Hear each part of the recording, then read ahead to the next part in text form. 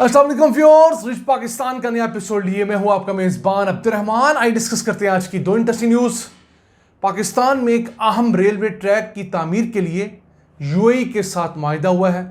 $400 million Dubai की company खर्च करेगी, यानी 112 अरब रुपए, और इस अहम रेलवे ट्रैक की 2 साल में तामीर मुकम्मल होगी। तमाम तफसीलात आपके साथ शेयर करेंगे।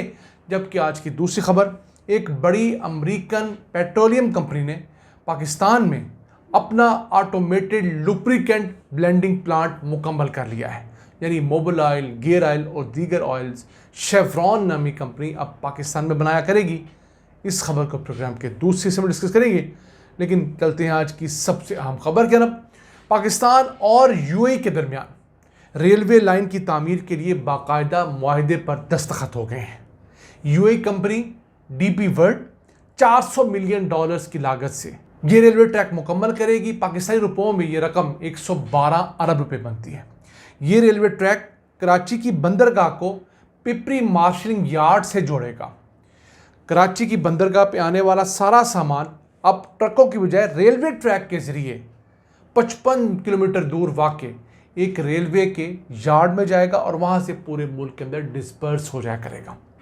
अब ये 55 किलोमीटर की डुअल जो है रेलवे ट्रैक की पटरी होगी, एक जाने के लिए एक आने के लिए, और इसको बिछाने के लिए हमारे समंदर के साहिल के ऊपर सारा वर्क करना पड़ेगा। 2 साल का अर्सा ऐसे लगेगा कंस्ट्रक्ट होते होते। अब कराची के जो बड़े मसाइल उनमें एक रश भी है और ट्रकों की भरमार है।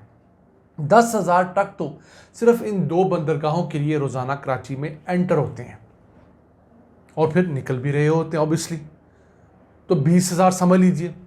तो ट्रकों को अगर हमने कम करना है तो बेस्ट तरीका यही था कि कराची की बंदरगाह जो कि 60% कार्गो हैंडल करती है पूरे पाकिस्तान का, वहाँ पर जो कंटेनर्स उतरें उन्हें एक बड़ी लंबी 50, 60, 70 जो कंटेनर्स वाली वैगन्स वाली जो एक ट्रेन होती है उसके ऊपर रखा जाए और बिल्कुल समंदर के साथ साथ जाके उसे एक बहुत बड़े मार्शलिंग यार्ड में पिपरी के मुकाम पर उतारा जाए।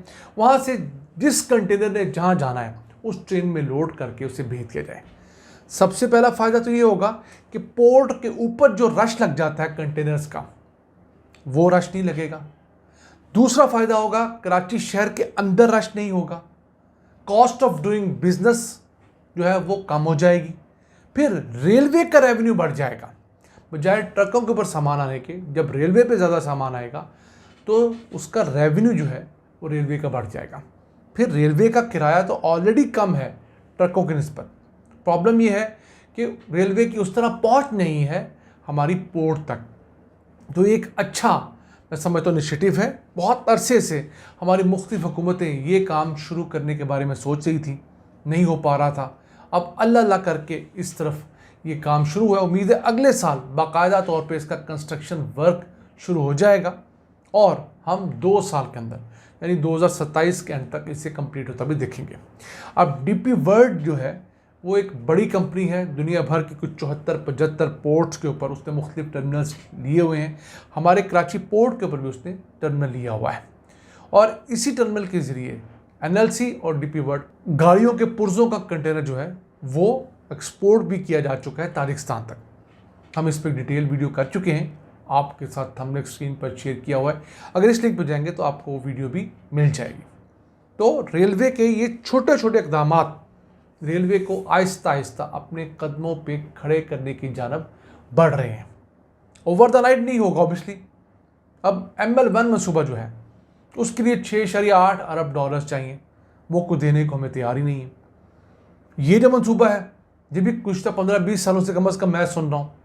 अब जाके इसका बाकायदा एग्रीमेंट साइन हुआ है। याद रहे, ये MOU नहीं है, ये बाकायदा एग्रीमेंट है जिसके अंदर इन्वेस्टमेंट की रकम तय कर दी गई है। और इस इन्वेस्टमेंट में सबसे ज़्यादा फ़ायदा डीपी वर्ल्ड नामी कंपनी का है, जो वहाँ पर टर्मिनल रन कर रही है। उसके पास पोर्ट पर जगह खाली रहेगी, बहुत जल्दी से उनके कंटेनर्स क्लियर हो जाया करेंगे, वहाँ पर उनकी कॉस्ट कम हो जाया करेगी और इनडायरेक्टली पाकिस्तान को फ़ायदा होगा। आइए चलते हैं आज की दूसरी अहम खबर क्या है। मशहूर अमरीकी पेट्रोलियम कंपनी शेवरॉन ने पाकिस्तान में एक ऑटोमेटेड लुब्रिकेंट ब्लेंडिंग प्लांट मुकम्मल कर लिया है। $30 मिलियन की लागत से एक ऐसा प्लांट बनाया गया है जहां पर हाई क्वालिटी ऑयल्स, लुब्रिकेंट्स बन रहे हैं। जैसे हमारा मोबिल होता है, ब्रेक ऑयल होता है, गियर ऑयल होता है, ये जो लुब्रिकेंट्स अपनी गाड़ियों में, मोटरसाइकिलों में इस्तेमाल करते हैं।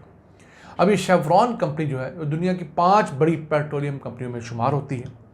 इस वक्त पाकिस्तान में ये 7 करोड़ लीटर सालाना अपना लुब्रिकेंट बेचती है, जो कि कुछ भी नहीं है।